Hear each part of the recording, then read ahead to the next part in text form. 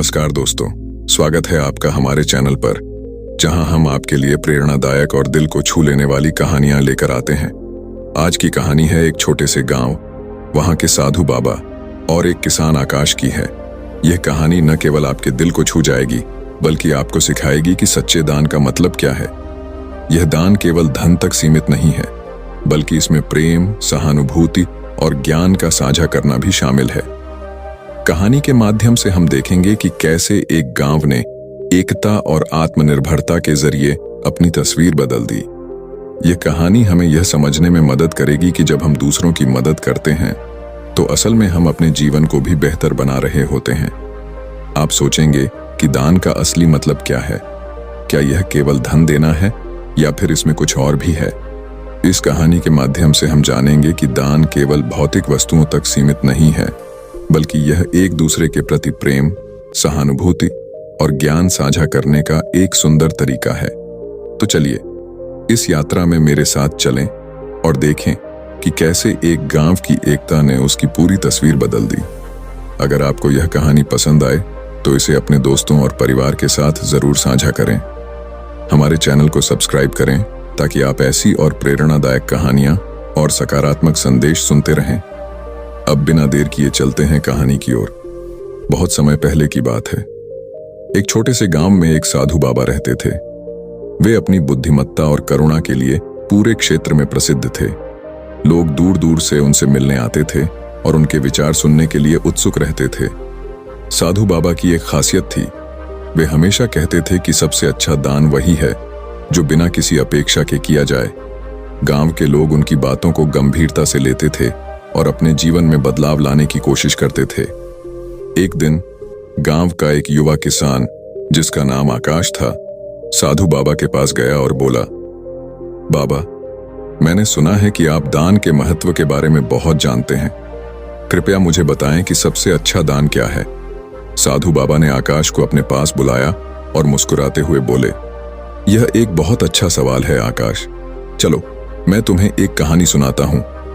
यह कहानी तुम्हें समझाने में मदद करेगी कि सबसे अच्छा दान क्या है। बहुत समय पहले अंबिकापुर नाम का एक समृद्ध नगर था।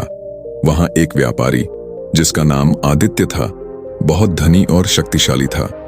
आदित्य के पास सभी सुख सुविधाएं थीं। उसका बड़ा सा घर, बगीचे में सुंदर फूल और चारों ओर दौलत की कोई कमी नहीं थी। लेकिन आदित्य का एक दोष था, वह बहुत कंजूस और स्वार्थी था। आदित्य ने अपने धन का उपयोग केवल अपने लिए किया। उसने कभी गरीबों की मदद करने के बारे में नहीं सोचा। जब भी उसके बगीचे में कोई गरीब महिला या बच्चा खाना मांगने आता, वह उन्हें गुस्से से भगा देता। उसका सोचना था, मेरे पास इतना धन है, लेकिन मैं इसे उन लोगों पर क्यों खर्च करूं जो खुद के लिए काम नहीं करते। एक दिन आदित्य अपने बगीचे में बैठा था। उसने देखा कि एक गरीब महिला जो बहुत कमजोर और भूखी थी, उसके बगीचे में आई। महिला ने विनम्रता से कहा, मालिक, कृपया मुझे थोड़ा खाना दे दीजिए। मैं बहुत भूखी हूं और मेरे बच्चे भी भूखे हैं। आदित्य ने उसे गुस्से से देखा और कहा, तुम यहां क्या कर रही हो? मेरे बगीचे में आने की तुम्हें क्या जरूरत थी? जाओ, यहां से चली जाओ। महिला दुखी होकर वहां से चली गई, लेकिन उसने हार नहीं मानी। वह रोज उसी बगीचे के पास बैठकर कामना करती थी कि कोई उसे खाना दे। कुछ दिनों बाद आदित्य ने देखा कि महिला फिर से आई है। उसने सोचा, क्या यह और भी जिद्दी हो गई है? मैं इसे कैसे भगा सकता हूं? उसने फिर से उसे गुस्से में भगा दिया। कई महीनों बाद आदित्य की सेहत खराब होने लगी। उसने बहुत से अच्छे डॉक्टर बुलाए, लेकिन उसकी बीमारी ठीक नहीं हुई। उसे समझ में नहीं आ रहा था कि उसके साथ यह क्या हो रहा है। एक रात जब वह बगीचे में बैठा था, उसने देखा कि वही महिला फिर से आई है। इस बार उसने उसकी आंखों में चिंता देखी। महिला ने कहा, मालिक, क्या आप ठीक हैं? क्या मैं आपकी कुछ मदद कर सकती हूं? सरलता से भरी उस महिला की बात ने आदित्य को सोचने पर मजबूर कर दिया। उसने कहा, तुम्हें क्या पता कि मैं क्या महसूस कर रहा हूं? महिला ने कहा, मैंने आपके बगीचे के पौधों को देखा है, वे बहुत सुंदर हैं। आप उनकी अच्छी देखभाल करते हैं। अगर आप अपने शरीर और आत्मा की भी वैसे ही देखभाल करें तो शायद आप ठीक हो जाएंगे। आदित्य को उसकी बात में सच्चाई नजर आई, लेकिन वह अपनी कंजूसी से बाहर नहीं आ पाया। धीरे धीरे उसकी बीमारी और बढ़ गई। उसने महसूस किया कि उसकी दौलत अब उसके किसी काम की नहीं रही। एक दिन उसकी पत्नी ने कहा, आपको गरीबों की मदद करनी चाहिए, इससे आपको पुण्य मिलेगा और शायद शांति भी। आदित्य ने उसका मजाक उड़ाते हुए कहा, मैं गरीबों की मदद क्यों करूं? मेरे पास सब कुछ है। कई महीनों बाद उसकी सेहत और भी खराब हो गई। एक दिन वह बेहोश होकर गिर गया। तब उसकी पत्नी ने उसे समझाया, आपको अपना दिल बदलना होगा। गरीबों की मदद करने से आपका मन हल्का होगा। आदित्य ने गहराई से सोचा और कहा, ठीक है, मैं कोशिश करूंगा। उसने गांव के गरीबों को बुलाया और कहा, मैंने बहुत गलत किया। मैं आज से आपकी मदद करने का वादा करता हूं। गांव के गरीब लोग हैरान रह गए, लेकिन वे खुश भी हुए। आदित्य ने उन्हें भोजन और कपड़े दिए और उनके साथ समय बिताने लगा। धीरे धीरे आदित्य का स्वास्थ्य भी ठीक होने लगा। उसने देखा कि जब वह दूसरों की मदद करता है तो उसे भी खुशी मिलती है। एक दिन आदित्य ने अपनी पत्नी को बुलाया और कहा, मैं समझ गया हूं कि सबसे अच्छा दान क्या है। यह केवल धन नहीं है, बल्कि यह प्रेम, सहानुभूति और दया है। यह केवल धन नहीं है, बल्कि यह प्रेम, सहानुभूति और दया है। जब हम दूसरों के लिए जीते हैं, तभी सच्चे जीवन का अनुभव होता है। आदित्य की पत्नी ने मुस्कुराते हुए कहा, आपने सही कहा। सबसे अच्छा दान वही है जो हम बिना किसी अपेक्षा के करते हैं। यह न केवल दूसरों के लिए, बल्कि हमारे लिए भी लाभकारी होता है। इतना सुनते ही आकाश ने साधु बाबा की ओर देखा। उसकी जिज्ञासा और बढ़ गई थी। आकाश की आंखों में सवाल थे और साधु बाबा के चेहरे पर एक गहरी मुस्कान। साधु बाबा ने फिर आकाश से कहा, क्या तुम जानते हो आकाश, दान का असली अर्थ क्या है? यह केवल भौतिक वस्तुएं देने तक सीमित नहीं है। यह हमारे भावनाओं, समय और विचारों का भी दान है। जब हम किसी के साथ अपनी खुशियां बांटते हैं, तब हम वास्तव में दान कर रहे होते हैं। आकाश ने ध्यान से सुना और कहा, बाबा, मैं समझता हूं, लेकिन यह कैसे किया जाता है? साधु बाबा ने उत्तर दिया, एक बार मैंने एक गांव में एक बहुत गरीब आदमी को देखा। उसके पास खाने के लिए कुछ भी नहीं था। उसने मुझसे कहा, बाबा, मैं भूखा हूं। मैंने उसे खाना दिया, लेकिन साथ ही मैंने उसे यह भी सिखाया कि कैसे अपनी मेहनत से अपने लिए जीवन यापन कर सकता है। साधु बाबा ने अपनी बात जारी रखते हुए कहा, कई साल पहले मैं एक गांव में गया था, जहां एक गरीब महिला रहती थी। उसके पास खाने के लिए कुछ भी नहीं था। उसने मुझसे कहा, बाबा, कृपया मुझे खाना दें। मैंने उसे एक थाली भोजन दी, लेकिन मैंने उसे यह भी बताया कि उसे अपने जीवन में आत्मनिर्भर बनना होगा। मैंने उसे खेती करने की विधियां सिखाईं। धीरे धीरे वह अपने पैरों पर खड़ी हो गई। आकाश ने पूछा, बाबा, आपने ऐसा क्यों किया?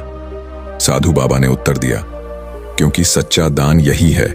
जब हम किसी को केवल सामग्री देते हैं, तो वह केवल तात्कालिक सहायता होती है, लेकिन जब हम उन्हें सिखाते हैं कि कैसे आत्मनिर्भर बनना है, तब हम उन्हें सच्चा दान देते हैं। यह सच्ची दया है।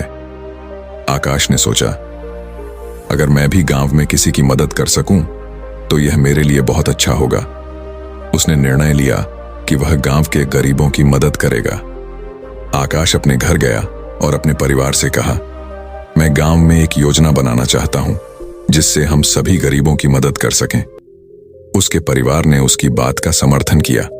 आकाश ने गांव में एक बैठक बुलाई और गांव के लोगों को अपने विचारों के बारे में बताया। उसने कहा, हमें गरीबों की मदद के लिए एक साथ आना चाहिए। हम उन्हें खाद्य सामग्री, कपड़े और शिक्षा दे सकते हैं। हमें यह सुनिश्चित करना चाहिए कि कोई भी भूखा न रहे। गांव के लोग आकाश के विचारों से प्रभावित हुए और उसकी सहायता करने का निश्चय किया। उन्होंने एक समिति बनाई जो गरीबों की मदद के लिए काम करेगी। आकाश ने गांव के सभी लोगों को एकत्र किया और कहा, हम एक बड़ी दान सभा का आयोजन करेंगे, जहां हम सभी जरूरतमंदों को बुलाएंगे। हम उन्हें खाना देंगे, कपड़े देंगे और उन्हें सिखाएंगे कि वे अपने जीवन में कैसे सुधार कर सकते हैं। गांव के सभी लोग उत्साहित हो गए। उन्होंने योजनाएं बनाना शुरू कर दी। एक हफ्ते बाद गांव में एक विशाल दान सभा का आयोजन किया गया। गांव के सभी लोग उस सभा में शामिल हुए। उन्होंने बर्तन, कपड़े और भोजन एकत्र किया। आकाश और उसकी समिति ने सब कुछ व्यवस्थित किया। दान सभा का दिन आया। गांव के सभी लोग उत्सुकता से इंतजार कर रहे थे। आकाश ने सभी को संबोधित किया, आज हम सब मिलकर एक नई शुरुआत करने जा रहे हैं। हम उन लोगों की मदद करेंगे जिन्हें हमारी सबसे ज्यादा जरूरत है। हम उन्हें केवल आज का भोजन नहीं देंगे, बल्कि हम उन्हें आत्मनिर्भर बनने का रास्ता भी दिखाएंगे। गांव के बुजुर्गों और महिलाओं ने खुशी खुशी भोजन तैयार किया। बच्चों ने भी मदद की। उन्होंने अपने छोटे छोटे हाथों से फूलों की मालाएं बनाई और कार्यक्रम को सजाया। हर कोई मिलकर काम कर रहा था। यह गांव की एकता का अद्भुत दृश्य था। दान सभा में गरीब लोग आए। उनकी आंखों में उम्मीद थी। आकाश ने उन सभी का स्वागत किया और कहा, आज हम आपके साथ हैं। कोई भी भूखा नहीं रहेगा। हम आपको केवल आज का भोजन नहीं देंगे, बल्कि हम आपको सिखाएंगे कि आप अपने जीवन को कैसे बेहतर बना सकते हैं। गांव की दान सभा में आकाश ने न केवल भोजन और कपड़े वितरित किए, बल्कि उन्होंने सभी को यह भी बताया कि वे अपने लिए काम कैसे कर सकते हैं। उन्होंने कृषि तकनीकों, बुनाई और हस्तशिल्प के बारे में जानकारी साझा की। उन्होंने गांव के बच्चों को शिक्षा का महत्व बताया और यह भी समझाया कि शिक्षा से वे अपने भविष्य को उज्जवल बना सकते हैं। गांव के कई लोगों ने आकाश की बातों को ध्यान से सुना। उन्होंने महसूस किया कि केवल भौतिक मदद ही नहीं, बल्कि सच्चा दान वही है जो ज्ञान और कौशल बांटता है।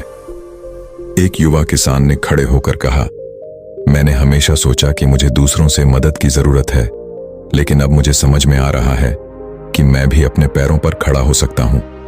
मुझे मेहनत करनी होगी और दूसरों की मदद भी करनी होगी। सभी ने उसका समर्थन किया और कहा, हम सब मिलकर एक दूसरे की मदद करेंगे।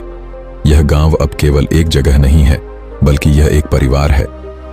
धीरे धीरे गांव की स्थिति में सुधार होने लगा। लोग आत्मनिर्भर बनने लगे। महिलाएं अपने छोटे छोटे व्यवसाय शुरू करने लगीं और बच्चे स्कूल जाने लगे। गांव में एक नई ऊर्जा का संचार हुआ। आकाश की कहानी से हमें यह प्रेरणा मिलती है कि हमें भी अपने जीवन में दूसरों की मदद करने की कोशिश करनी चाहिए। हमें अपने ज्ञान, अनुभव और संसाधनों को साझा करना चाहिए और समाज को एक बेहतर स्थान बनाने में मदद करनी चाहिए। याद रखें, जब हम एक दूसरे के लिए जीते हैं, तभी हम सच में जीते हैं। दोस्तों, आज आपने इस कहानी से क्या सीखा? मुझे कमेंट बॉक्स में जरूर बताएं।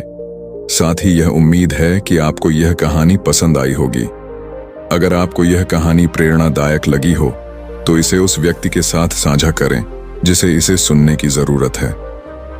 आकाश और गांव के लोगों की तरह हमें भी एकजुट होकर समाज को सुंदर और मजबूत बनाने में अपना योगदान देना चाहिए। अगर आपको यह कहानी पसंद आई हो, तो इसे जरूर शेयर करें ताकि और लोग भी इससे प्रेरणा ले सकें। ऐसी और प्रेरणादायक कहानियों के लिए हमारे चैनल को सब्सक्राइब करना ना भूलें। अपने सुझाव और विचार हमें कमेंट बॉक्स में जरूर बताएं। फिर मिलते हैं एक नई कहानी और एक नए संदेश के साथ। तब तक के लिए अपना और अपनों का ख्याल रखें। धन्यवाद।